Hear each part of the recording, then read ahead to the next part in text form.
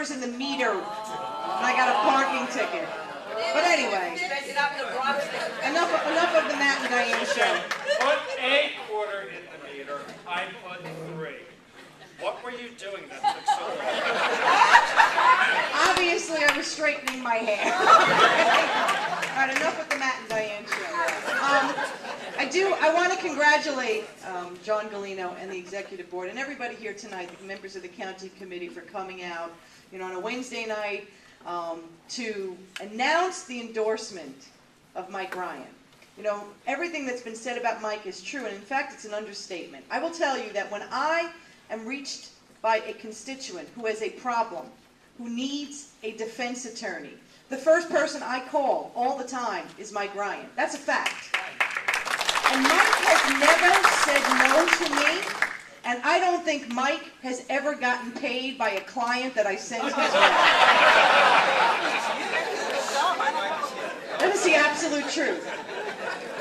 But I got up this morning, and I'm a pretty proud Democrat all the time, and I got up this morning, and I was feeling pretty good, because last night we had a pretty good victory in New York State, in New York 26.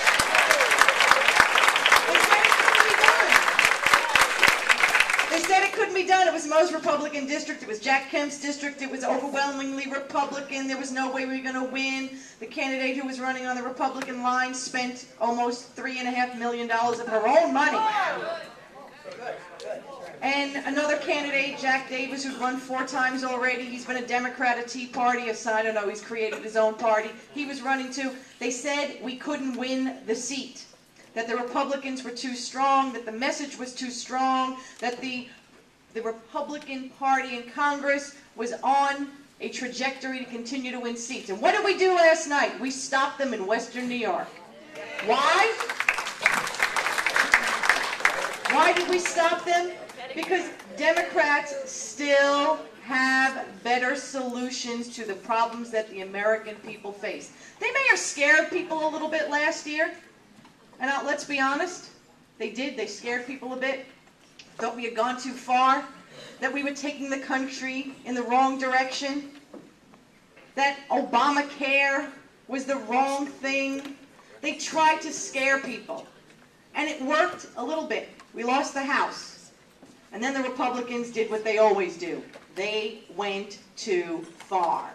They put forward a budget amendment by Paul Ryan that would destroy Medicare as we know it. All Ryans aren't bad, though.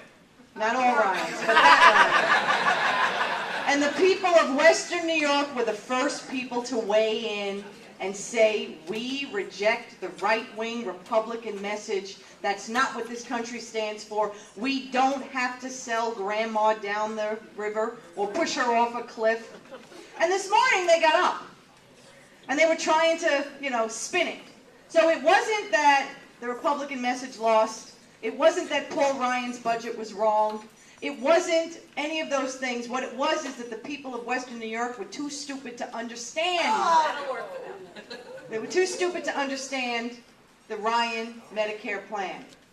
Well, you know what? They were smart enough to vote against it last night. They'll be smart enough to vote against Republican policies this November. They will be smart enough to elect Mike Ryan as district attorney.